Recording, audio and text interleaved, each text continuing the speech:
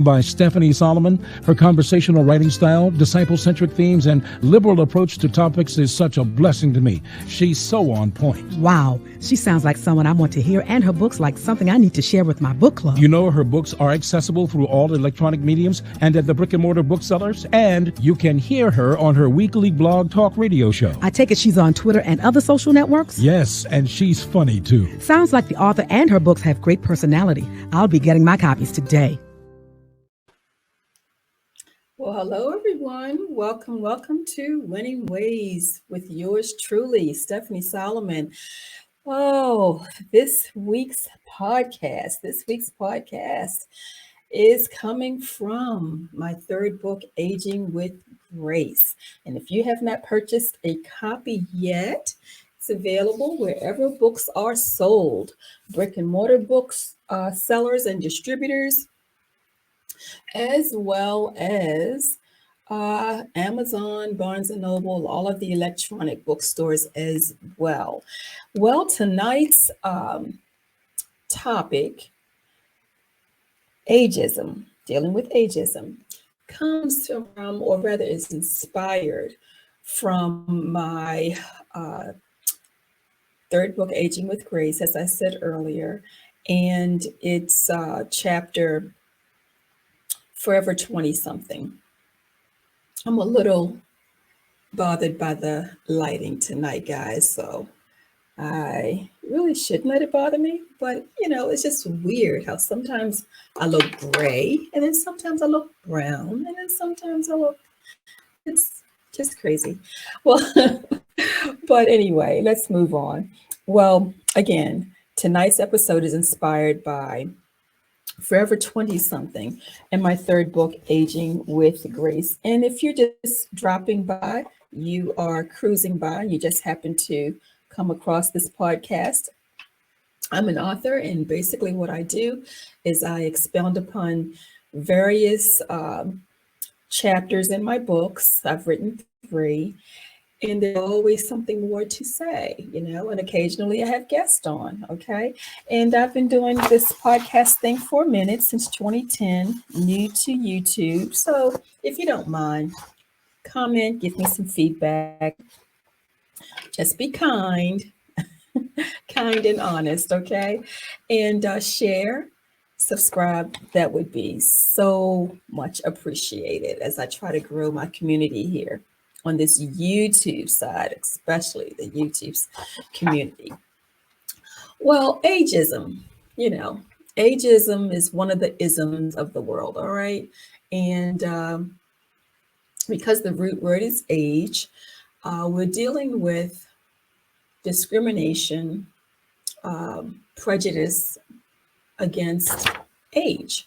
Could be discrimination because someone may seem too young for an opportunity, or someone could be too old. We have that happens. So it's one of the isms, but I'm dealing with the whole age aspect here. And tonight, you notice the topic is,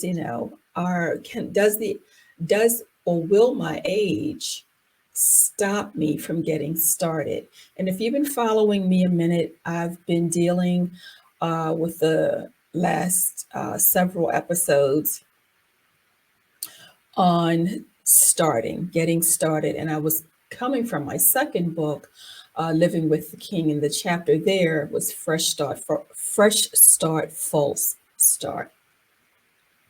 And I'm still in this whole mode of getting started.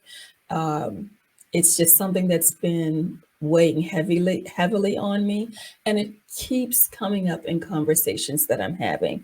And also, not only am I an author, I'm also a life coach. I don't tell folks business, but I do talk about some of the things that are common and commonly shared topics as well. And getting started, moving forward, that comes up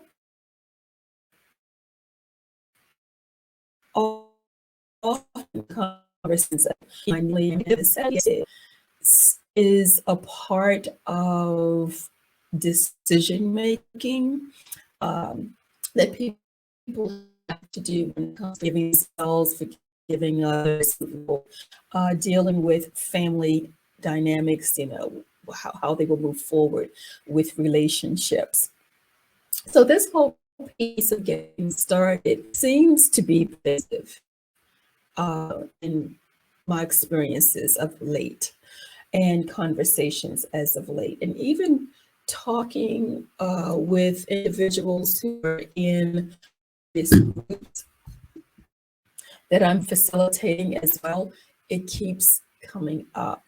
So this whole piece of getting started has been hard for me to let go of. And even though I'm moving into other chapters, I still see that common thread of getting started. So with this whole piece of ageism, many individuals think that they're not old enough for certain things or young enough or young enough. I'm finding now that I'm classified as a senior citizen, and I'm still adjusting to what that all entails for me, because what it entails for someone else and the society says, I'm not buying it. I'm not buying it. It's not my world. So I'm still navigating that whole piece of life for myself.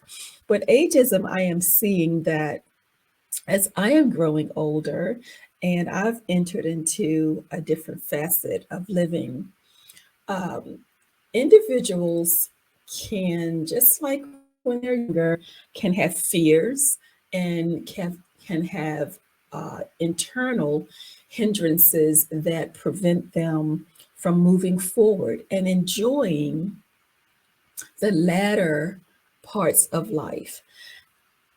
I'm seeing so many individuals who they know that they still have energy, they have that thrivability, they have that desire to thrive, it's there, and they still have physical energy and strength, mental energy as well, but are unsure with how society will view them.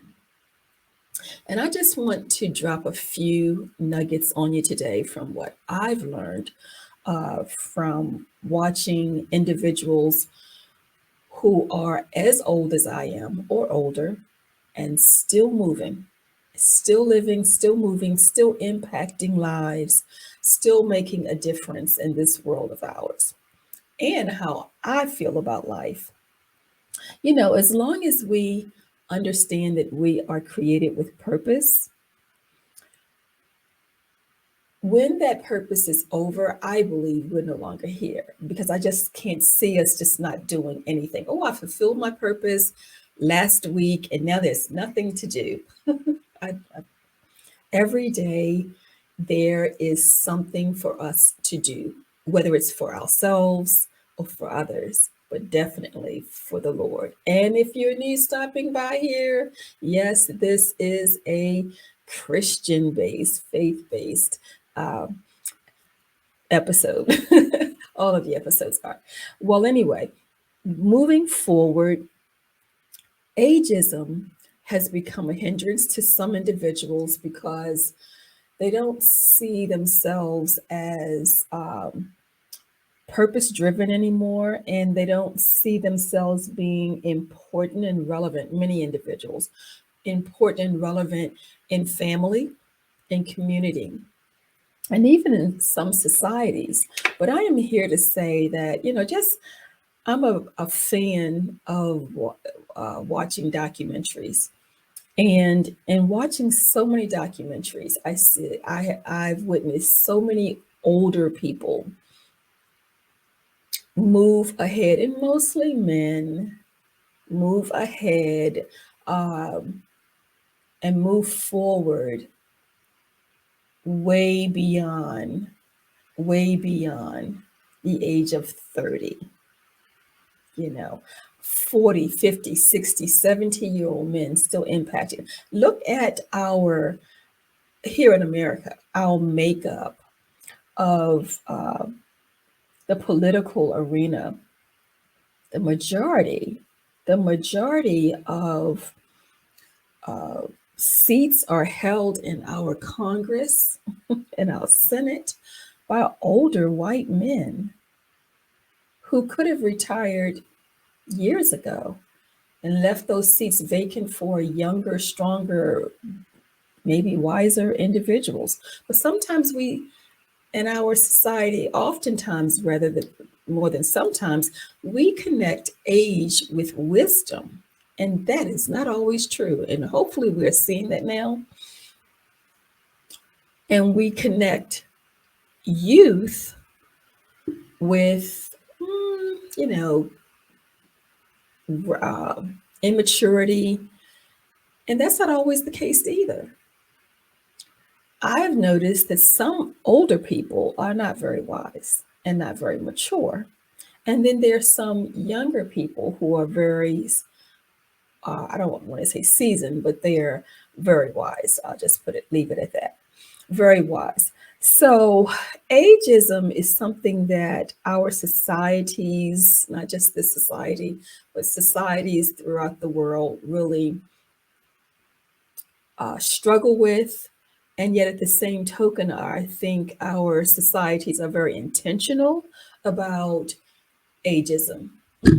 It's another way of keeping people out. It's another way of just dissing people and just creating more separatism. The haves and the have-nots. I'm young, so I'm going to be stronger. I'm going to be prettier, more handsome. Not always the case, and not always smarter.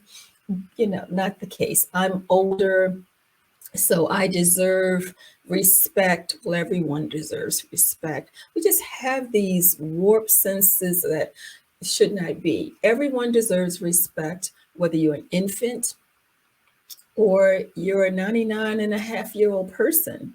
We deserve respect. Um, Wisdom comes when we gain knowledge and we apply knowledge appropriately for our situations in life. And so that can very well happen earlier for some people than later. We see that there are older people, who have repeated experiences in their lives because they haven't learned a lesson. They live recklessly. So to say that because someone's older, they're better, or younger, they're better, it's not the case. What I basically want to drop on you today is purpose. Regardless of how old we are, when we are created with purpose. It is sad that some people do not uh, live in their purpose for one reason or another. Could be due to choices that they made, poor choices, or it could be because of choices that others have made that impacted their lives. But nonetheless, we are created for purpose. We are put here to be productive individuals, to impact in a positive way our communities, our society, to leave a legacy of good works that will last. And so when we talk about the whole separatism because of ageism and not being able to do something because I'm too young or too old, please dismantle that. Find a way to dismantle that within yourself. I've learned that a lot of people have that idea, especially younger people, because they haven't been exposed to individuals who pursue their dreams, and they don't see people working hard to pursue. They don't see people struggle and fail and get up and try again. And often when we don't see those behaviors modeled out before us, we don't know how to navigate. We don't know how to get started. But we can get started, and we live in a world now where a lot more things are accessible to us. We have Google, The library is still, a thing. you know, there are there are ways that are better now and more accessible to us now than ever before. And even if we don't have the models in our homes and in our communities, there are individuals who we can observe from a distance, and look at the paths that they took. And so many people are sharing now via the internet, the paths that they are taking, the paths that they have taken, and how their beginnings were, their struggles, their hurdles that they had, and how they overcame, how they didn't quit, how they did quit and decided to get up and get started again. So those stories are out there. So don't assume because you don't have that immediate, right up front connection with individuals who are progressing in a way that you want to, you don't see it, that it doesn't happen. That is not true. So understand that everyone has purpose, regardless of your age. There is something impactful for us to do. I am always inspired when I see people who are at a disadvantage. Everyone has a disadvantage at something, but when I see people who have physical disabilities, particularly, who decide that they're going to find a happy place in life, painting. If I've seen stories of individuals who have missing limbs, but they compensate in some way, to become a painter or a writer or what have you. I've seen individuals have missing limbs and still decide to have a family. They're married and have a family. People, I just find that the human spirit can be very resilient. And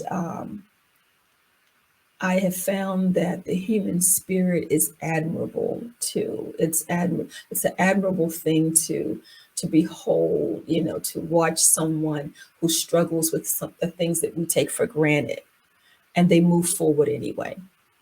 And so basically what I'm trying to say to you is, do not allow anyone, not even yourself, to tell you that you can't do something because you're too old or you're too young. And especially for the seniors out there, I want to say we can never have our youth back again. I don't care what type of treatments we, want to purchase. I don't care, what we even with the exercise, which I'm really big on, and eating right. That's not going to take us back. I mean, it's going to make us healthier, hopefully. It's going to make us more flexible, probably live longer. Um, but we're not going to have the exact same body. The body still ages. Our cells are still not producing the volume in which they were 20, 30 years ago. We're not that same person internally.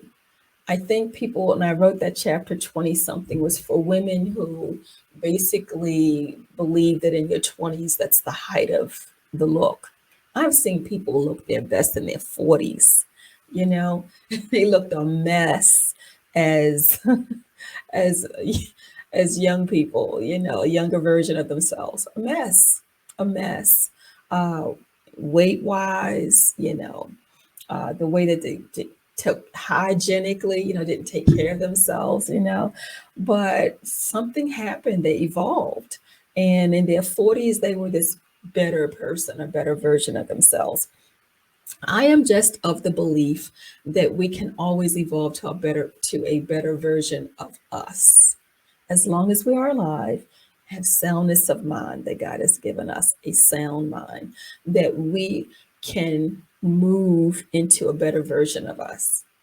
I love talking to older people who are still doing a thing. They're out there, still working, writing. Some choose to win, a corporate still do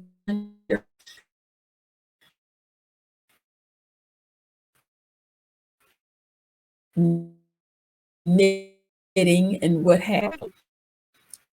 Yeah, do not allow society to define who you should be at any age. You know, there's just so many things. Oh, don't do that. You're so young. Live your life. Do this, do that. Some kids are studying and that's what they want to do. Oh, get out and have some fun. Well, did you ever stop to think that this is okay for them? That's something that the person who's saying that is implying that it's not fun. It's not fun for you, but it's okay for them. We're all different. And if you are a younger person and you're trying to get certain things earlier than the crowd around you, don't be swayed by the crowd. Keep moving. Keep moving. I was just reading the other day of I think it was a 13-year-old, has 2 degrees, or I think she was 13. But, and I'm reading more and more of that. Younger people who are in middle school, who are middle school age, finishing college, and there are people who are in their 20s and 30s struggling with that. But they have made up in their minds at a young age to do something that some people who are 2, 3, 4 times older than them find it very difficult to do. Find it difficult to be committed to be disciplined in. So, when people say, oh, age is nothing but a number, that depends on what we're talking about. Let's keep it in context. But there are young people who are doing grown-up things, that are reckless. And there are young people who are doing grown-up things that are very responsible, that require discipline, commitment. And there are older people who are living very reckless, doing things, trying to relive a life that they had before and trying to continue it. One of the things that irks me is to see, especially a man who's in my age group, I'm a baby boomer, dressing like, a Gen Z. It's just so awkward looking, but that's just my thing. The whole dressing thing. And I'd have to be careful with that, because that could be a whole ageist. Like, oh, you're sounding, ageist. What's it, sexist, racist, ageist? No, it's just, it's the behavior with it as well. It's the behavior with it as well. But let me get off of that soapbox. But even older people need to not say, oh, I've lived my life. Well, but you're still living. Your heart is still beating. Your health is still good. You're agile. You're able to teach and talk and share. Make it work for you and someone else. Even now, I admire individuals who are of a certain age who have retired from different careers, professions, and have decided to move into a whole nother industry or profession. And they're over 60 doing it. I love it. I love it. I love it. Using really their wisdom and experiences from, years and years and years for the now. I love it. I love it. Stop saying that I cannot because of my age. What's really stopping, I find, individuals who say that are individuals themselves. We stop ourselves, I believe, more so than others stop us. So we have purpose. And as long as we are able, because there are some people who cannot physically move around, but they're still getting things done. They are creating things. Do your research, folks. It's happening. So elevate yourself. Continue to elevate yourself because you have purpose. And one thing I've learned is that whatever our purpose is, the Lord has a way of us executing various things or assignments, for lack of words, through various experiences, various events. That purpose is still manifesting. You know, oh, when I was an educator, it manifests itself there, Um, as a husband, as a wife, it shows up, whatever we're doing, whatever we're created to do, it'll show up in that phase or aspect of our lives. So don't look at yourself and say, I can't do that because I'm not young anymore or I'm not old enough. That is a self created um, hazard. Now, I am learning that the more I rest in my purpose, the more peace that I have. Peace that transcends understanding. And I have also noticed individuals who rest in that, they stay in their lane, they don't allow society, family, naysayers, scoffers, mockers, whoever, veer them off their course. They stay the course. There's just a contentment, a peace about them that passes understanding. Because there's this, that, and the other going on in their lives, but that peace passes understanding because all of the things that are happening in their life, all the conflict and chaos that arises, it doesn't stop the purpose. And again, do your research. There are individuals who are no longer with us, but they continued in their purpose, even when they had opposition in their lives. And they continued and they rested in that. There's peace and power in that when we rest in our purpose. And then I'm going to just lay this on you and call it a night. Self-elevation is a good thing. You know, if you've been watching me for a while, you know that I'm into soul care. That part of us that deals with issues, matters of the heart, feelings, memories, all of those things, the way we think. Self-elevation has a way of not eradicating all of those things necessarily that bother us, but has a way of helping us to see how relevant, essential our purpose is. And when we pursue self-elevation, we will start to see just how needed we are in the world. And as we see how needed we are in the world, we start to become service driven.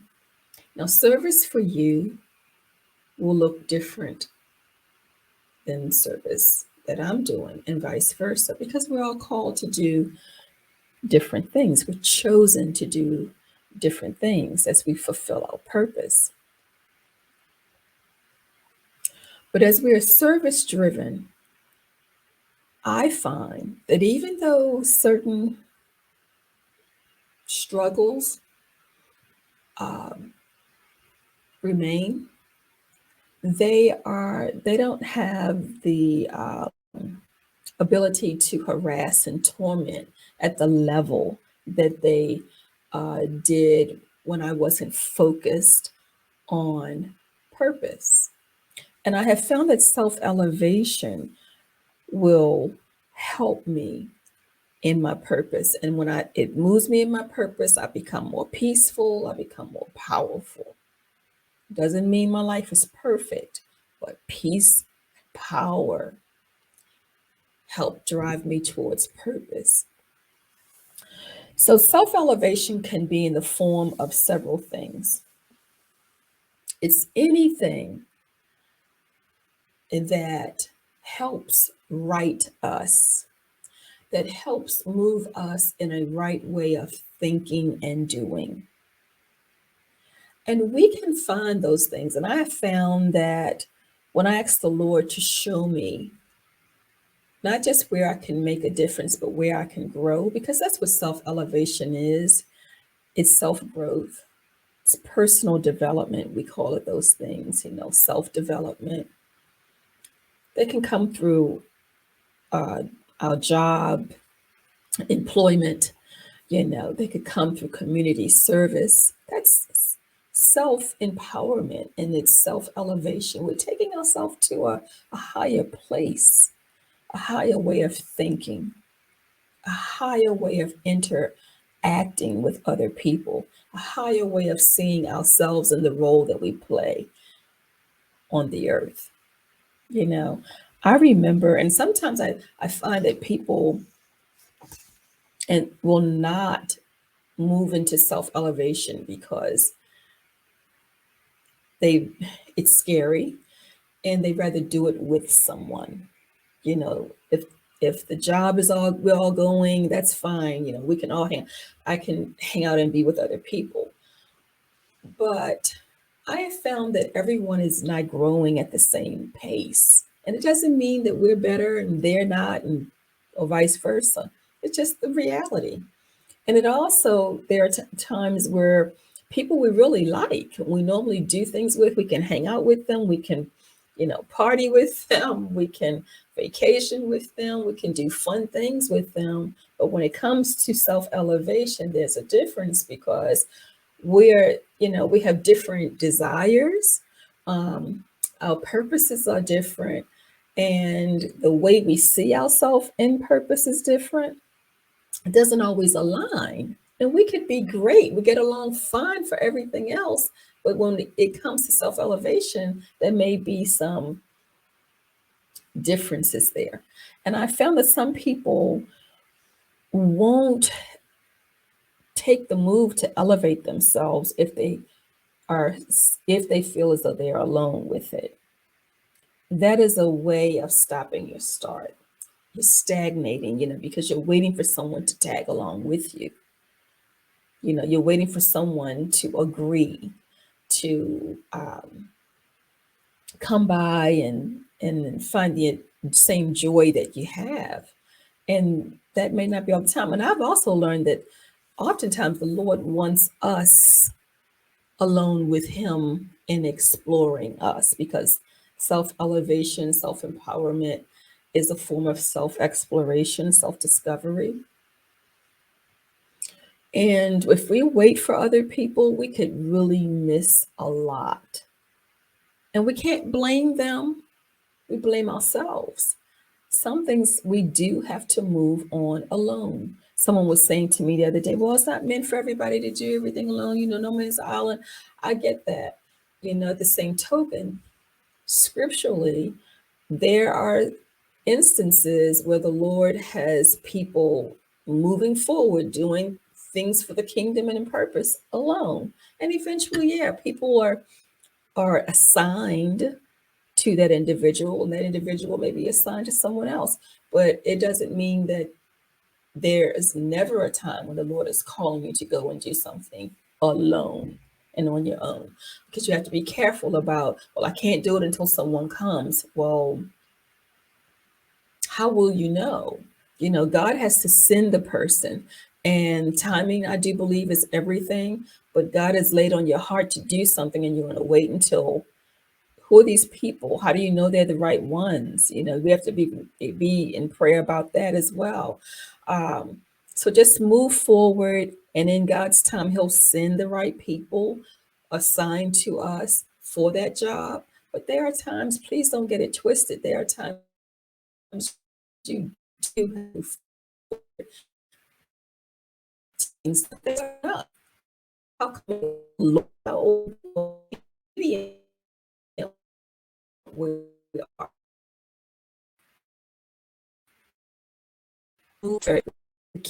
wait for people. We have to move and get the job done. I have my own experiences. I remember several times in my life, when I was dealing with certain things, emotionally, financially, um, maritally, relationships with family, with what have you. And I can remember at very strategic times, 3 times particularly, I decided to attend certain conferences alone because they were well-known conferences. I eventually saw people who I knew when I got there, and we hung out, had lunch and whatever, but it would not have made a difference to me at that point when I decided to go if I had seen them or not, because I was determined to go. And I'm the kind of person who can be okay with taking myself somewhere. I've mentioned this before in the podcast. I know what it's like to take myself to breakfast, to brunch, to dinner, before married, and can still do it. And it's okay. I know what it's like to take myself to a show, to a good movie or whatever. I can do that. I can go to someone's function alone. I'm not going to deny myself fun and a good time because, oh, this person can't go because they're a caregiver, or they can't leave, they can't this or the other, or the kids or this. I can't wait for everybody else's world to line up with mine, and vice versa. So self-elevation means you step out and you do the things to help make you become better. And I remember attending, it was MegaFest. Yeah, there was MegaFest in Atlanta. I caught a flight, went down, met up with people when I got there. And when I got there, we all loved the Lord and everything, but they still had another agenda. I came down to participate in MegaFest. I'll see you guys later tonight. They went and did what they wanted to do while they were down there. And to me, that was like, I thought we were going to MegaFest, but okay, I'm going to MegaFest. And I learned how to get around the city, go where I was going. God, had a wonderful time. Another time, I took myself to Pennsylvania, drove up. It wasn't too bad. Drove up, had a great time. Ended up seeing people I knew. During our breaks, we hung out, but trust me, I already knew which classes and courses I was going to, and that's what I did. Another time, I was invited to ministry in Jamaica, and I've shared that before. Caught the plane, met everybody. We were in Montego Bay, and we had a wonderful time. One of the best times of my life, how I learned really about outreach. I mean, I've been serving and serving in church, but this was different. It upped the ante. Self elevation, taking courses, going to college on your own. You don't have to have everybody agree with what you're doing. And sometimes it's funny how sometimes people are called, what you doing now? Just do it, folks. Elevate yourself and grow. Don't allow your age to stop you. And I heard about someone not too long ago, 80-year-old man, finally got his undergraduate degree that he started in his 20s, and life happened. Excuse me, and he just wasn't able to finish, but he finished at 80 something. Keep it moving. Keep it moving. Don't allow anyone, including those little voices in your head, to tell you what you can't do because you're too young or you're too old. You're not. As long as you have breath in you and you're agile and you have a sound mind, your mind is working very well. There is no telling what you can create and what you can do. So don't allow ageism, which is something man-made that we put on ourselves and each other. Don't allow that to stop your start. Remember, fresh starts, false starts, some starts never get started. Excuse, they never get started because we have these stoppages. We have all of these reasons, why we cannot, but I love to see people go against the grain and move forward. All right. So to answer the question, ageism, is it stopping your start? I hope it's not. I hope that it is not. All right. Well, that's going to be it for tonight. And I'm going to move forward and close out this week. I hope that you've had a great week thus far, and I wish you a wonderful week ahead. Take care, everybody. Until next week, enjoy.